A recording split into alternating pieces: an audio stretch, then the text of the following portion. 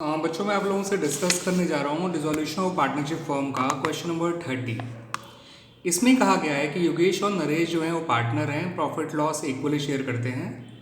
उन्होंने अपनी फर्म को 1 अप्रैल 2020 को डिसॉल्व कर दिया।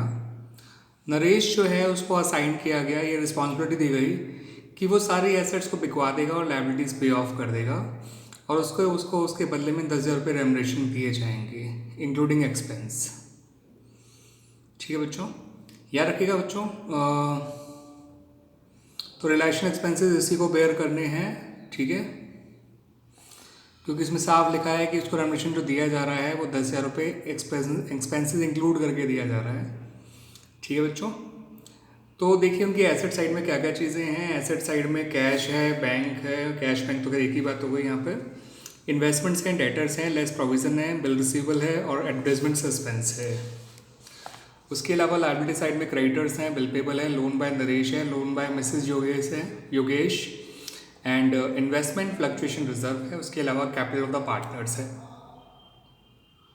उसके बाद आपको पॉइंट्स दे रखे हैं कि योगेश वॉज टू पे ऑफ हिज वाइफ लोन, यानी योगेश अपनी वाइफ का लोन पे कर देगा। डेटर से इतना पैसा रियलाइज हुआ।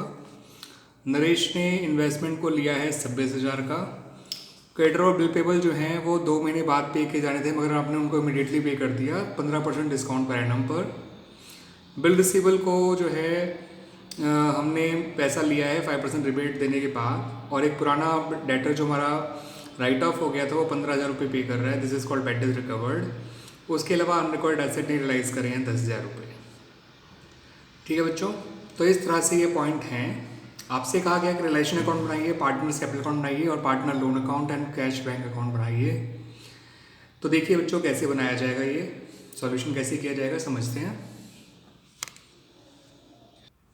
देखिए बच्चों, सबसे पहले मैंने रिलेशन अकाउंट में एसेट्स और लाइबिलिटीज़ को डाल के क्लोज कर दिया। तो इन्वेस्टमेंट्स क्लोज करी हैं हमने, कैश एंड बैंक को क्लोज नहीं किया है और ना ही एडवर्टाइजमेंट सस्पेंस को क्लोज किया है। हमने इन्वेस्टमेंट, डेटर और बिल रिसीवेबल को तो एसेट साइड से यहाँ डाल के क्लोज कर दिया। Provision for better doubtful debts को क्रेडिट साइड में डाल के क्लोज कर दिया। लाइबिलिटी साइड से क्रेडिटर को क्लोज किया है, बिल पेबल को क्लोज किया है, मिसेस वाई के लोन को क्लोज किया है, नरेश के लोन को नहीं क्लोज किया। और उसके बाद आपने इन्वेस्टमेंट फ्लक्चुएशन रिजर्व को क्लोज किया है। इनमें से 2 चीज़ अगर मैं आपको बता दूं, प्रोविजन फॉर डाउटफुल डेट्स और इन्वेस्टमेंट फ्लक्चुएशन रिजर्व, ये सिर्फ क्लोज हुए हैं, आगे पे नहीं किए जाएंगे। ठीक है बच्चों, तो इस तरह से हमने asset and liabilities account close कर दिए हैं।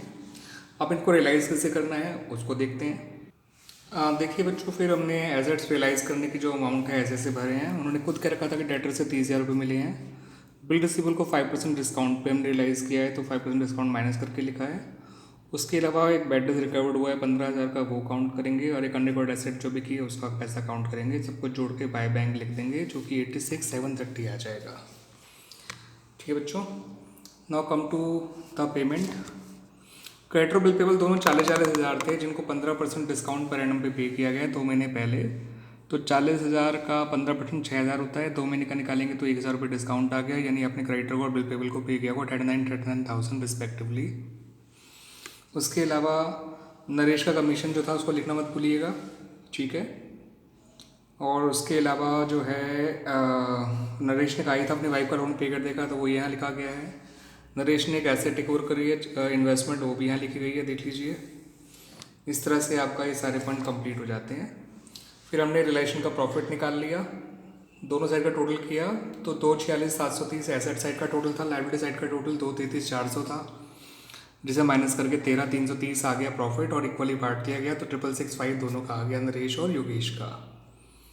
ठीक है बच्चों, उसके बाद अगर बच्चों कैपिटल अकाउंट जब बनाया जाएगा तो देखिए कैपिटल अकाउंट में क्या क्या चीज़ें आएंगी। तो देखिए बच्चों, सबसे पहले बैलेंस ब्रॉट डाउन करके लिख लिया उनका ओपनिंग बैलेंसेस। फिर आपको मालूम है एडवर्टाइजमेंट सस्पेंस दे रखा था, तो वो 1,10,300 था, इक्वली बांट दिया तो 1,10,600 था, इक्वली बांटा तो 55,300 आ गया।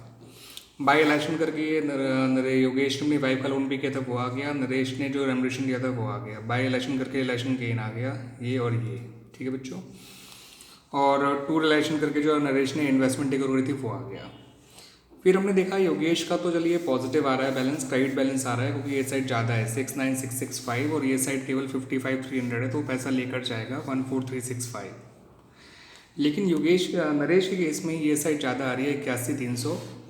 उसको पैसे लाने पड़ेंगे 43,635, लेकिन वो लाएगा नहीं ये पैसा क्योंकि उसके लोन अकाउंट उसने ऑलरेडी 44,000 का दे रखा है, जिससे ये आराम से कवर हो सकता है।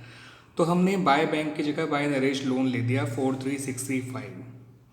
सपोज लोन का अमाउंट कम होता तो जितना लोन से कवर हो सकता है उतना लोन से कवर कराते, बाकी पैसा वो लेकर आता। मगर क्योंकि लोन का अमाउंट उसके फाइनल बैलेंस जो लेकर आना है उससे ज़्यादा ही है, तो हमने कैपिटल का फाइनल बैलेंस ही यहाँ पे लिखा है 43,635। ठीक है बच्चों। उसके बाद नरेश लोन अकाउंट कैसे बनेगा वो भी देख लीजिए, क्योंकि उसमें भी कुछ खास बात है। अब बैलेंस ब्रॉट डाउन तो ये लिखेंगे 44,000, जितना कैपिटल में एडजस्ट हो गया 4365 उतना एडजस्ट कर लेंगे, बाकी उसे पे ऑफ करना पड़ेगा, तो 365 उसे पे भी करना पड़ेगा। तो नरेश लोन अकाउंट इस तरह से बना। ना look at the bank account. Opening balance relation से आया हुआ पैसा, रिलेशन में गया हुआ पैसा, नरेश का लोन जो पे किया वो, और योगेश की जो कैपिटल पे करी वो, सबको जोड़कर 92,730 आ गया बच्चों। और इस तरह से क्वेश्चन कंप्लीट हो गया। आई होप आपको ज़्यादा समझ में आया होगा बच्चों ये। Thank you.